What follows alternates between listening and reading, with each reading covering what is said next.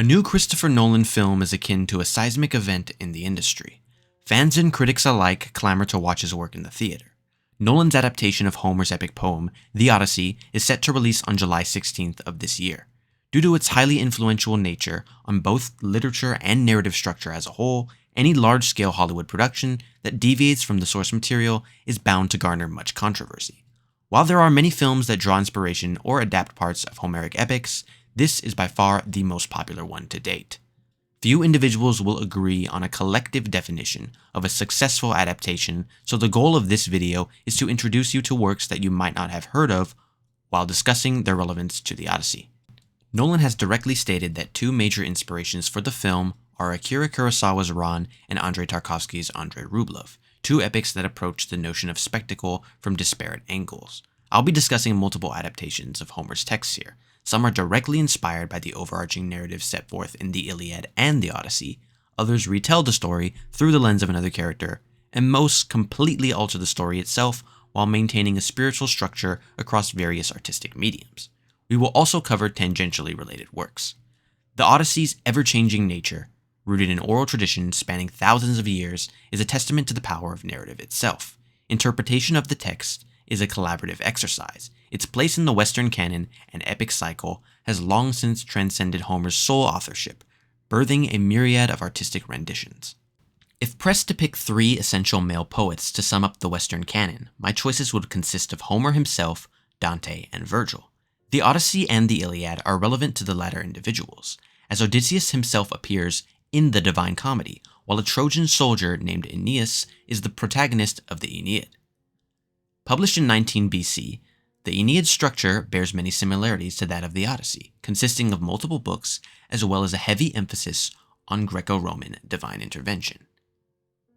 It begins in medias res, translated as into the middle of things, and directly overlaps with Odysseus's, romanized as Ulysses here, story starting in Book 2, accounting for the most detailed description of the Trojan horse. The aforementioned is not discussed in the Iliad due to the war's ongoing status upon its conclusion. The Odyssey mentions the event in passing, but does place the same significant emphasis on the Trojan War. The monsters Charybdis and Scylla also feature. Written in Latin, it is an excellent work to study that chronicles the development and installation of the prominent Roman values of the era, a fact made all the more important considering then Emperor Augustus's incipient political rise. Viewing this text as a mimetic piece of propaganda can be used as a starting point to chart the Odyssey's universal appeal and influence over multiple forms of the hero's journey plot structure. It's impossible to discuss silent cinema without the great Georges Méliès. Ulysses and the Giant Polyphemus, released in 1905, is another example of his practical trickery on display. One of the earliest cinematic renditions of Homer's work, a vanishing point is used alongside superimposition to craft an early visual of the famous scene. Italian cinema's role in crafting the early notion of spectacle is understated. Released before D.W. Griffith's 1916 epic Intolerance, Giovanni Pastrone's Cabiria pioneered the craft. This early feature-length rendition of the poem, by directors Francesco Bertolini, Giuseppe di Liguoro, and Adolfo Padovan, prioritizes spectacle through elaborate production design, but is beholden to the static theatrical convention common in early cinema. The trio also collaborated on an adaptation of Dante's Inferno, channeling the mind and illustrative work of Gustave Doré, so their staging prowess and appreciation for these epics are clear. The Odyssey was released in 1911 and remains an underseen marker of the modern-day blockbuster. Featuring a set linear structure, this 44-minute film functions almost as a greatest hits compilation by consisting of the poem's most notable events. Polyphemus's blinding, being adrift at sea, and the peril of the suitors make up the majority of the runtime. Widely considered to be the greatest novel of all time by many, Irishman James Joyce's Ulysses is a sprawling work of modernist literature, wielding the command of language as a concept unlike that of any other work. Joyce's final novel, Finnegan's Wake, single-handedly takes the honor of being the most difficult work of literature I've ever encountered. But this novel isn't far behind. Initially published in serialized form from 1918 to 1921, the completed work was released in 1922. Ulysses takes place in Dublin, revolving around three of its inhabitants, Leopold Bloom, Molly Loom, and Stephen Dedalus. Modernism rose as a literary movement in response to prevalent societal progression spurred by the then oncoming 20th century. Traditional prose is discarded for soul-searching by way of stream of consciousness style. with ruminations rife with literary allusions. As you'd expect, varying degrees of knowledge surrounding William Shakespeare and Homer will greatly alter your experience with the book. The irrational search for truth in an ultimately rational world with reasonable ideals. The tenets of modernism reveal themselves in the most confounding of ways here. The three main characters are kindred spirits to those of Odysseus, Penelope, and Telemachus. Daedalus is also Joyce's literary alter ego, and his role is supplemented by the context the reader has from his first novel, a portrait of the artist as a young man. Despite its density, Ulysses takes place within the confines of a single day, and is about as epic or ordinary as the reader makes it out to be. Rabbit holes permeate each literary device and vocabulary choice, where history itself, the Odyssey, and Hamlet function as maps that guide you.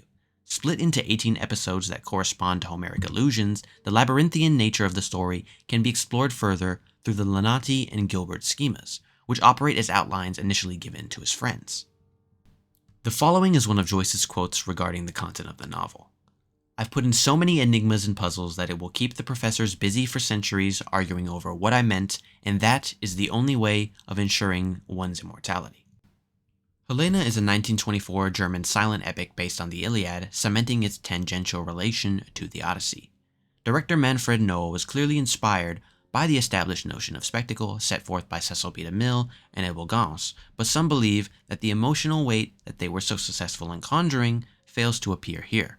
The 1911 version of the Odyssey is rather sparse in its use of extras compared to Helena, but the staging is nearly identical, evoking images reminiscent of still-life portraits, ultimately adorned with the sculptor's touch. Scale is the clear differentiating factor here, for there are so many events packed within its near 4-hour runtime that it forgoes the viewer's primacy and agency in an attempt to sweep the audience off its feet. The plot does extend past the Iliad, making this an interesting look into the imaginative, luxury German studio's counterpart offered in comparison to Hollywood. Speaking of the Americans, their most notable attempt at adapting the Odyssey comes in the form of a co-production with Italy and France titled Ulysses. Directed by Mario Camerini in 1954, Kirk Douglas's signature grit couples with the first true arrogant representation of Odysseus set on screen.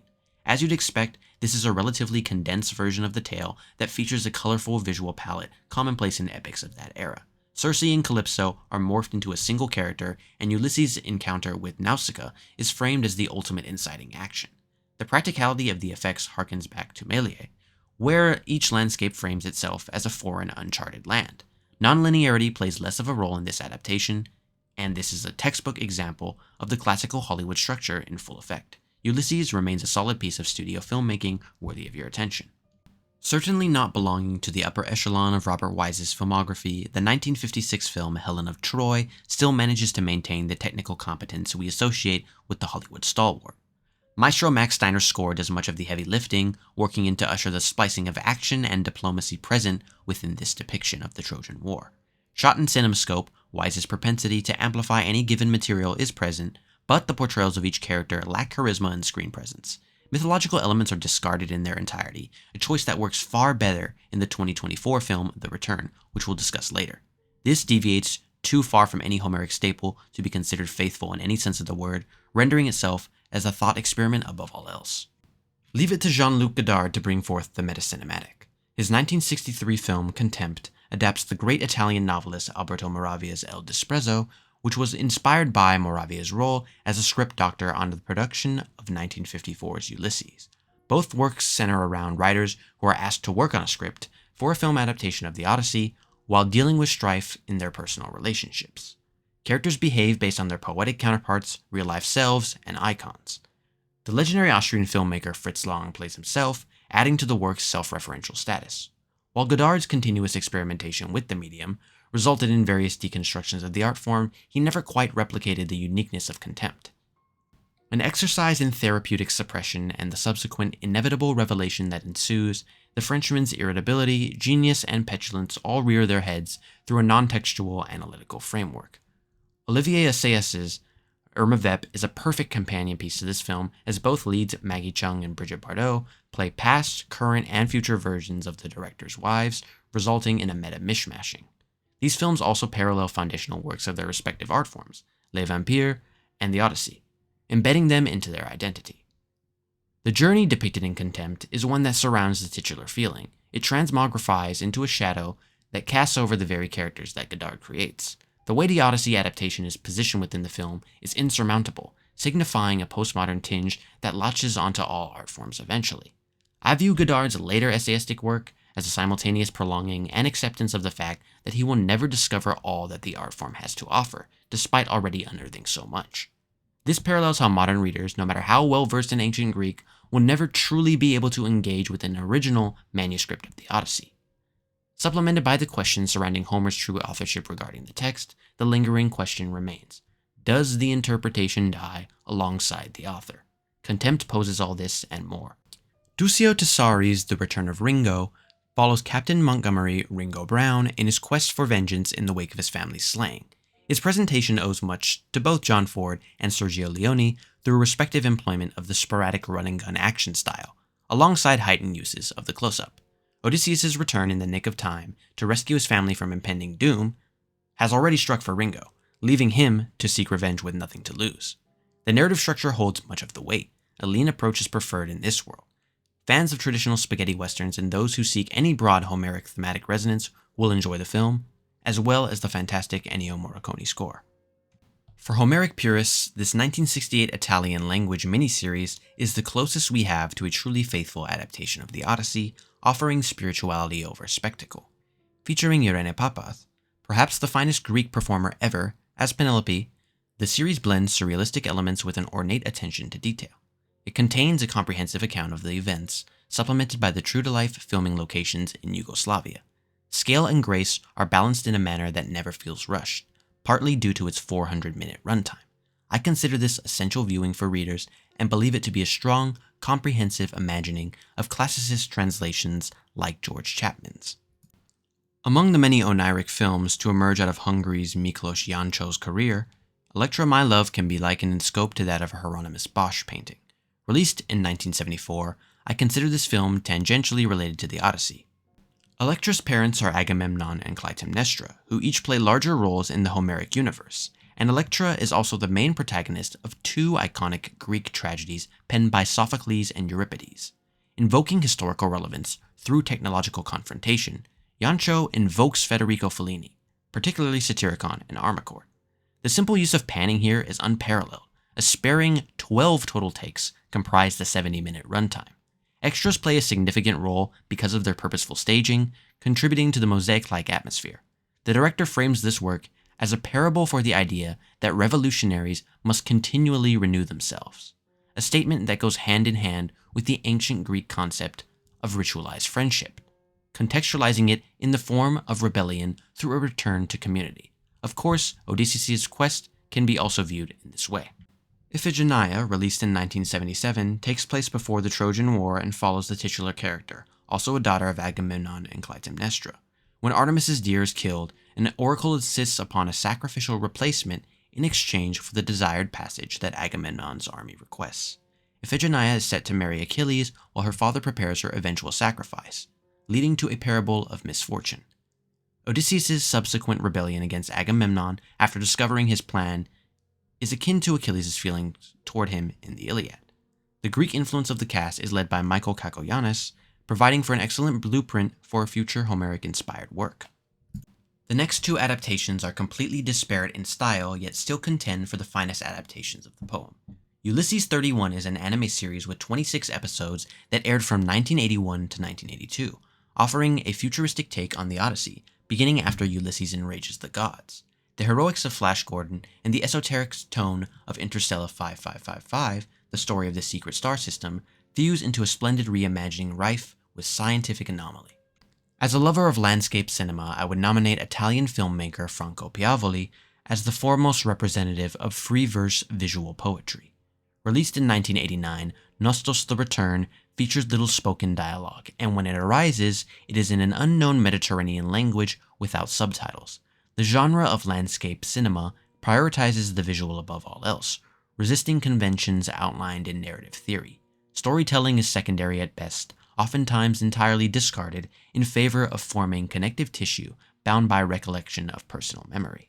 Nature is framed in Nostos in a primordial manner, for when we view the sea, the sky, and the trees, we are discovering them for the first time. A visual rhyme scheme is channeled in scenes that create inadvertent flashbacks, by way of Hollis Frampton and Nathaniel Dorsey. When Odysseus and his crew set sail for the second time in the film, there is constant use of perspective shift, and the clashing of cool and warm colors against the sails hold an impressionistic quality present in the final sequence. When Odysseus ventures toward the light at the end of the tunnel, the previous shot, in which the moon is superimposed over the seas, thematic purpose reveals itself. Preordained from the start, he has already arrived at his fate. Skulls surround him, and the darkness finally subsides. How many sailors came before ours? It's daytime once again, and the pathway remains. His search will ensue for eternity. Perhaps still underappreciated to this day, Greek director Theo Angelopoulos' body of work remains staggering in its depth and breadth. Ulysses Gaze, released in 1995, places a gentle Harvey Keitel at its helm as an enigmatic Greek director named A. No filmmaker embodies the phrase shrouded in mystery more than Angelopoulos. This work is steeped in political intricacy and Greek history. Part of A's journey consists of his quest to find a group of reels made by Yanaki and Milton Menaki, pioneering photographers/filmmakers of the modern-day Greek region. There's a scene where A travels in a barge carrying a massive statue of Vladimir Lenin, a stand-in for Polyphemus, that is among the most striking shots I've ever seen. The ghost of lost cinema history coincides with the war-torn region's landscape, hurling toward tragedy. Quiet and destructive, painstaking to the core, this return balances the unnerving with the hopeful. This is one of my favorites on the list by far, and I can't recommend his filmography enough. Every American high schooler who read the Odyssey past the 2000s has likely watched a part of this short miniseries in between reading sessions. Released in 1997, Andrei Konchalovsky's The Odyssey highlights the adventure of the epic first and foremost. Despite being rather cheesy at times, major plot points are covered competently. The highlight of the series are the creatures supplied by Jim Henson's Creature Shop, but the rest of it remains quite standard. I fear this pales in comparison to the 1968 miniseries, even with the inclusion of a strong supporting cast. Completionists will still get something from this watch. O Brother, Where Art Thou is one of the many fantastic collaborations that the Coen brothers have given us. The 2000 film changes its setting to the American South, drawing parallels to the 1941 Preston Sturges classic, Sullivan's Travels. Borrowing from the wit of Joyce, the satire of the United States here is reliant on cultural markers of the time, like folk and blues music containing a direct nod to Robert Johnson, reform-based politics, and romantic sensationalism. Direct parallels between Homer's characters and the Coens are prominent, albeit with a strong comedic flair. The over-the-top mannerisms that George Clooney, John Turturro, and Tim Blake Nelson convey maintain a consistent satirical tone throughout that works to reinvigorate the source material, cementing it as a textbook example of the inherent absurdity of cultural allegory. When it comes to pure expression of technical virtuosity, there are few examples that are on par with progressive metal. Groups like Tool, Opeth, and Death have cemented their names in the genre's canon. I'd encourage fans of the avant-garde to listen to Maudlin of the Well if they want to immerse themselves in an experience that emphasizes texture while maintaining the previously said instrumental proficiency. I regard progressive metal outfit Symphony X to share the sincerity of prog rock giants Yes, largely in part due to their vocalists. Released in 2002, their album The Odyssey features complex and uncommon time signatures to accompany operatic lyricism. Each riff is supplemented by the usual staples, fast-paced guitar, steady drumming, and sophisticated production methods, resulting in a stylized and straightforward, digestible retelling. Troy, released in 2004, seems to have had a mini resurgence in the wake of the Odyssey's marketing campaign. It is loosely based on the Iliad. That attribution is quite liberal to many, as it completely shifts events around, condensing the timeline. The action holds up well, and the costume design stands out from an artistic perspective. I'm not equipped to comment on the historical accuracy that many seem to bring up in the debate against Nolan's work, yet Wolfgang Petersen's director's cut feels fulfilling enough in its combination of scope, brotherly charm, and excess violence to set up the spectacle with adequate stakes. The destiny that befalls the character bears no origin to that of Homer, so much so that the complexity of Achilles is stripped down to heroic archetype befitting of a purist sword and sandals movie. Tapping into the melodramatic and tragic elements may make or break this for you. It's remarkable that the SpongeBob SquarePants movie and this year's Minions and Monsters serve as striking odes to the classic eras of their respective art forms, but the inherent structure of cartoon worlds bear resemblance to Homeric mythological feats. Released in 2004, SpongeBob and Patrick embark on a journey to regain King Neptune's crown, Poseidon in Greek form, in order to aid Mr. Krabs and stop Plankton along the way. Their naivete adds to the charm in classic fashion, with wondrous animated set pieces worthy of its initial supposed finale status. While not cinematic like Contempt, a string of words likely never uttered before. This is a self-aware film relying on absurdity and leaning into tropes associated with the Greek epic, signifying the text's inherent thematic elasticity. Best known as the novelist of The Handmaid's Tale, Margaret Atwood's writing prowess is well established. The Penelopiad is one of her lesser-known works, but the 2005 novella's premise continues to hold intrigue. Penelope is placed at the forefront of her stories, narrating her life from a young age. Working to examine how history is shaped by those with the privilege to tell it, the chorus belonging to Penelope's 12 maids consists of 11 out of the 29 chapters, shifting between various poetic forms. Odysseus' heroism is stripped away. Common myths regarding Penelope's unwavering loyalty dissipate following her direct testimony. The maids are absolved of guilt entirely, and narrative contrivances are exposed for their inherent biases. Her word acts as a form of restorative justice that grapples with the unaware elements involved in myth-making processes, as demonstrated by the maids' final condemnation of both Penelope and Odysseus. Atwood herself dismisses the feminist label some place upon the book, despite its centering of feminine perspectives. It is all the more interesting to read with both an open mind and newfound knowledge of her complex authorial intent. I consider this essential if you're looking to read between the lines of what we considered traditional canonical interpretation. Argentinian Lisandro Alonso's 2008 film Liverpool borders on cinema verite with its arming of the mundane. In the vein of fellow slow cinema compatriots like Bellatar and Apichatpong Verisethlical, the use of non-professional actors creates a sense of realism, and the recognition of time passing combats immersion in the traditional sense. Our protagonist is a seaman named Farrell who embarks on a journey to see his mother for the first time in 2 decades. The bureaucracy of human interaction and nature coexist. Farrell is both observer and observed. I second Letterboxd user Sean Gilman's summation of the movie. What if Odysseus made it home and nobody cared? A quiet meditation of sorts, the everyday is not elevated here, but a plea to be forgotten, for no one is left to care. Survival is the only concept left to grasp. Deep loneliness permeates each frame. Grand hurdles are replaced with everyday inconveniences. Distilled into an anti-epic for everyone but our protagonist, the audience is forced to grapple with how fragile our stories are in the face of impermanence. The Song of Achilles is a 2011 novel by American writer Madeline Miller, who is also an academic in just about all of the subjects that encompass the work. The protagonist Patroclus is placed as the arbiter who recounts the Trojan War, starting with his possible betrothal to Helen of Troy. The focal point of the novel is Patroclus' romantic relationship with Achilles, which quickly devolves into a force of pure codependence. A litany of supporting characters stake their claim in the plot as well, a choice that is indicative of Miller's expertise and vivid imagination. Odysseus does make a brief appearance, but most of the inspiration belongs to the Iliad. Patroclus' elevated status from a supporting character to a major one here is a paramount example of how retellings of mythological perspectives possess the power to recalibrate pre-existing notions. Divine intervention coexists with humanity's capacity for transcendence through remembrance. The depiction of the underworld in this novel is my favorite part, and will certainly add a new perspective on its already rich role in the Homeric epics. Canadian Guy Maddin is noteworthy for his essayistic meditations about his home country. Adorning signature black and white cinematography, his 2011 film Keyhole blends elements from horror, film noir, and gangster cinema. As all Maddin films are, the heavily stylized nature of the production likens itself to a distant memory drenched in the surreal.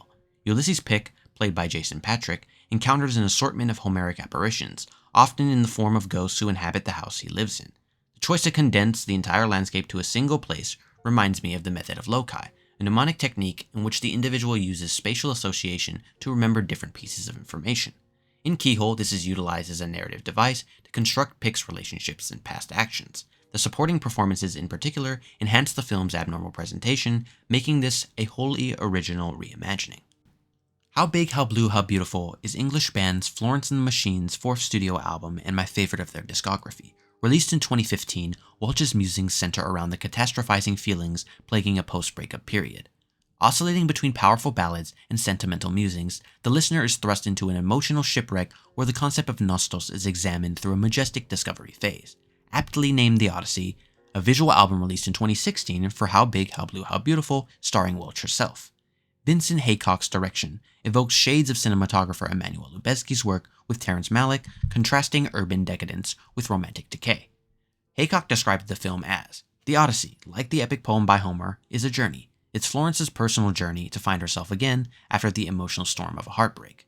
Like the layers of Dante's Purgatory, each song or chapter represents a battle that Florence traversed and a physical landscape that embodied each song or story. It's a metaphorical journey about escaping your demons, confronting yourself, and returning to the original Florence, the dancer, the performer, the lover. Music and performative dance fuse here to create a stunning portrait of singular perseverance. Queen of Peace is one of my favorite songs ever. Madeline Miller's 2018 novel Circe serves as a spiritual successor to the Song of Achilles, placing the goddess Circe in a position of agency in a supposed man's tale. The reader follows her perspective from the beginning of her life, delving into the development of her witchcraft. We are witnesses to multiple other events and figures that populate Greek myths, such as Daedalus, Jason, and her son with Odysseus. The personalities of the gods are entirely fictitious, offering an agentic viewpoint that flips the idea of the divine being distant on its head. Reading this while examining the perils that accompany benevolent omnipotence provides a new angle on how different Odysseus' relationship with Circe could have been. While Piavoli's film retains a grand spirituality despite its minimalistic structure, Uberto Pasolini's 2024 film, The Return, strips Odysseus' journey down to the bone, taking away all fantastical elements. Ralph Fiennes and Juliette Binoche are excellent as Odysseus and Penelope, each lamenting the other's absence. The divine is nowhere to be found in this narrative. Pasolini instead opts to hone in on the collective guilt Odysseus undergoes, rather than placing his fate in the hands of omnipotence. There is little spectacle on display. Instead, introspection is prioritized to offer a stark rendition that emphasizes the second half of the poem. This simple approach is strong and especially caters to a certain taste. Epic the Musical is a sprawling 9-part musical project consisting of what creator Jorge Rivera Herons dubs sagas. Those who enjoy Broadway musicals will appreciate his writing style and vocal delivery, as the hallmarks of show tunes take full precedence in each track. Its structure is also meant to mirror that of a 2-act musical, with levels that correspond to a classic platformer. This technically isn't an ARG, but it's the closest we've come to having a Homeric interactive experience. Adaptations are set to be released on the screen, stage, and console, with famed producer Jerry Bruckheimer being set to take the reins for the film. The songs put a specific brand of storytelling first, resulting in a myriad of creative liberties to be taken. It can be overly saccharine at times, but it attempts to create an accessible approach to an overarching, ambitious method of delivery. Multidisciplinary artist Quadeca's third studio album is titled Vanisher Horizon Scraper, a follow-up to his ambitious concept album titled I Didn't Mean to Haunt You and a hip-hop mixtape Scrapyard. This 2025 release maintains the overarching landscape aesthetic by way of aquatic inclusion. Quadeca's lyricism strikes a remarkable balance between storytelling and sonic immersion. In the way of Piavoli and his work, Quadeca's landscape visual albums are often accompanied by an overarching theme determined by the extreme. This can be defined by stillness, motion, or speed. The tracks on Vanisher Horizon Scraper are diverse in structure and contain multiple tonal shifts, mirroring the trials of a sailor at sea who laments the lives he both had and will never have. The human subject in Vanisher Horizon Scraper also disregards the agency of a traditional protagonist bound to the whims of narrative, as demonstrated by the constant breaking of the fourth wall. The softer ballads in the tracklist, like Monday and Foregone, contrast themselves against the great Bakunawa and Casper, serving as an ode to the polyphonic nature of the Odyssey. About 80% of the visual album takes place on various boats, allowing for his spiritual connection to Odysseus to sprout. There's an entire video on my channel dedicated to Vanisher Horizon Scraper and its relation to the poem and Franco Piavoli's film, so if that entices you in any way, check out the description. Please let me know your favorite work inspired by the Odyssey or anything Homer below, and I hope you were able to discover a new piece of art today. If you'd like to support my work, please leave a like on the video and consider subscribing to the channel. My Patreon is in the description for those who wish to fund future videos with their generosity. Thank you to my patrons, Joan, Jordan, and Joey. Thank you for watching. I truly appreciate it.